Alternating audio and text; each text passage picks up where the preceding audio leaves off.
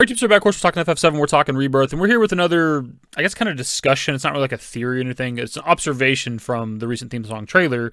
So I had somebody comment on one of my videos in the last couple of days or whatever about the reflection in Aerith's eye at the end of the trailer, about what they thought they seen, and I figured I'd look into it myself. And really looking at the scene over and over and slowing it down and zooming in on Aerith's eye, I think it's pretty clear that you're seeing the reflection of what should be the Holy Materia. We know that that's what she's doing there. Obviously, she's at the water altar or somewhere in the Forgotten Capital praying for Holy in this moment.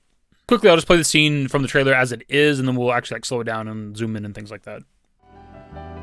We won't ever leave. Please. Something that's kind of missable until you're looking for it. Once you're looking in Aerith's eyes for something, you can easily see it. So here we have the scene zoomed in at full speed, and then right after that I'm going to play it at 50% speed so you can really see what's in the eyes. If we slow it down even more, it's 25% speed. This is where you can really see it. When she first opens her eyes, there's nothing there, and you see it come into frame, essentially, this round object, this whitish, greenish thing. And just for the sake of thoroughness, we can zoom it in even more and slow it down even more just to really get the point across that they are emphasizing this reflection in Aerith's eye.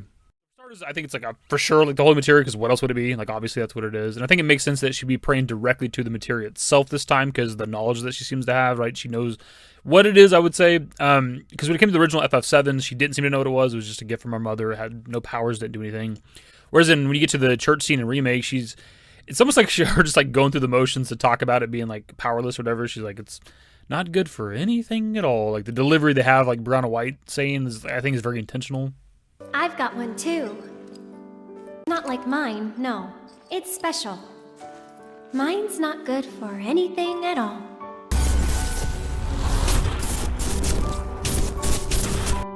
At least kind of driving home the fact that she's very much aware this is the Holy Materia. At the very least, she can sense that there's a greater purpose to this materia. I don't know, something along those lines, right? It doesn't seem like she really believes that it's a good for nothing materia. Again, I think it makes perfect sense that when she gets to the water altar, gets the Forgotten Capital, she would actually take the materia out of her ribbon and pray to it directly or something, or have it out while she's praying, whatever exactly is going on there. I think it's a better interpretation or reinterpretation or whatever of the scene itself from the original FF7, as iconic as it is, as iconic as her death is. There's a lot of problems with that scene. I did a whole video years ago of why it literally doesn't make sense. A little kind of series I used to do on my channel a bit. It's more technical aspects of that scene with the way it's just really choppy and weird. And there's Sephiroth has gloves in one scene, doesn't have it in others. Characters' directions, way of their face, and things like that. But also when she gets stabbed and Sephiroth pulls the sword out of her back, her head flies back, and for some reason that unties her ribbon and it makes the materia fall out of her hair and bounce into the water and shit. It's just kind of an odd scene.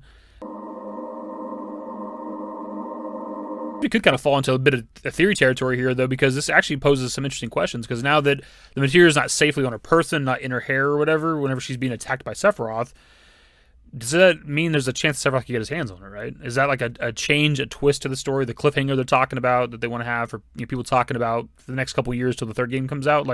If the materia is in front of her, we see it in the reflection of her eye, that means technically anybody could get their hands on it.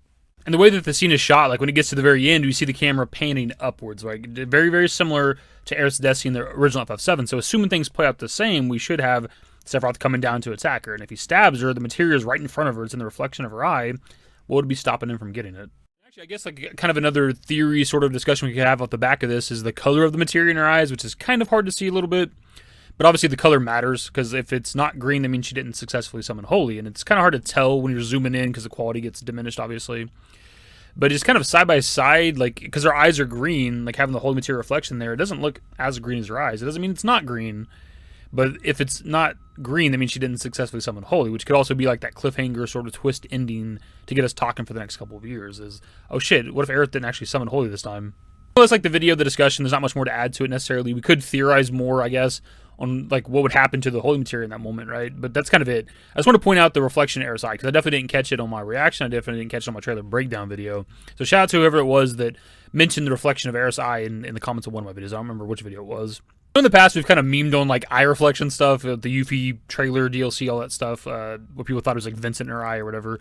This is obviously very different, though. Once you zoom in on it and slow it down, it's very deliberate that they're making that come in out of frame, if you want to call it that, out of her the pupil of her eyes. So this is obviously intentional. It's just a matter of what exactly is going on here, right? We're seeing that she doesn't have it in her hair anymore, so that's obviously a kind of a scary situation, since we know that Sephiroth should be Or it is in the vicinity. Not even should be. We see the feathers falling out of the sky. We see the whispers. We know Sephiroth is present. We get the little camera pan up at the end right there, right before it cuts to the logo and shit.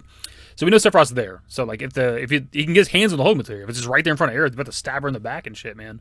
So there's a lot of interesting stuff here, man. Of course, before I pass off to you guys, what are your thoughts on this? We're seeing the reflection of what should be the Holy Materia in Aerith's eye. We see what should be also Sephiroth coming down with Hell's Gate to stab her in the back and shit. So what do you think this sets up for? And this is like the end of the game too, right? We talk about like cliffhanger endings and shit. We know the Forgotten Capital is the ending, so this should be somewhere close to the end of the game.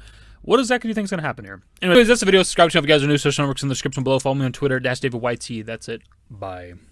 Used to care what people thought, but now I care more, and nobody out here's got it figured out. So therefore, I've lost all hope of a happy ending, depending on whether or not it's worth it. So insecure, no one's perfect. We spend it with no shame. We blow that like Coltrane. We in here like Rogaine or leave it like Cobain.